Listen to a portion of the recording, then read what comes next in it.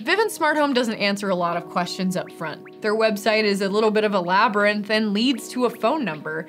So we've taken it upon ourselves to collect some frequently asked questions about Big Orange to help you out. Today, I'll be answering 7 big questions about Vivint based on my research, contact with the company itself, and experience from Vivint users. We've dropped the resources in the description where you can find more about Vivint and the sources where I found my information. Since Vivint is a primarily professionally installed system, you won't have to do much by way of setting up your equipment. But there are a few things you might have to do to get your system up and running after your installation technician is done. You can start your whole experience by downloading the Vivint app and signing in with your account info. Then you'll need to get your touchscreen panel connected to your Wi-Fi. To do that, tap General on the touchscreen panel, enter your PIN, then select Connectivity, then Wi-Fi. From there, you'll enter your Wi-Fi info and you should be good to go. Pretty easily, from Vivint's web portal you can see your system, camera feed, and get account information and billing. To view Vivint on your computer, go to Vivint's website and enter your account login information, and go to the dashboard from there. Just in case, we'll drop a link in the description.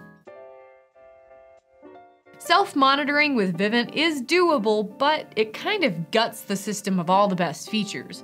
You miss out on all the Vivint-y things that make Vivint stand out. For example, without monitoring, you won't get the Vivint app, which is basically a remote control for your house. With it, you can arm and disarm the system from anywhere, set up automations, control your smart home gear, and see security camera feed. Plus, without monitoring, you miss out on that speedy response from monitoring pros and all of that camera power. At the most, you can still arm and disarm your system and automate smart gear around the house through the touchscreen panel. The trouble is that if something trips the alarm, you won't get a notification on the app and you'll be the only one to respond to the problem.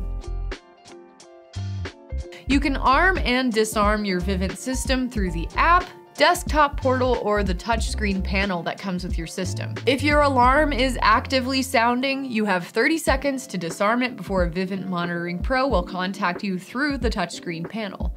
And if you aren't around to turn it off there, you'll get a phone call from Vivint. From there, you'll have to give them a verbal passcode to turn off the system. Thankfully, turning your system on and off is easy enough through any of these methods. Through the app, the arm and disarm option is front and center. Just open the app and change its status. It looks the same on the touchscreen panel and online. Vivint gives you a couple options for paying off your gear. You can pay it off monthly through the term of your contract, think lower price over a longer period of time, or you can pay off everything up front and skip the contract. You can find options for paying your bills through the Vivint portal online or have them deduct charges from your account automatically.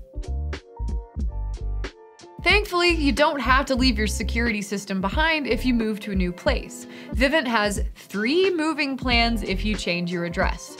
You can get a new system for your new place, move with your system, or opt for professional removal and installation. We can go into more details about those options in a future video, so if you'd like to see that, hit the like button on this video and let us know. You can also check the description for more information about Vivint's moving options.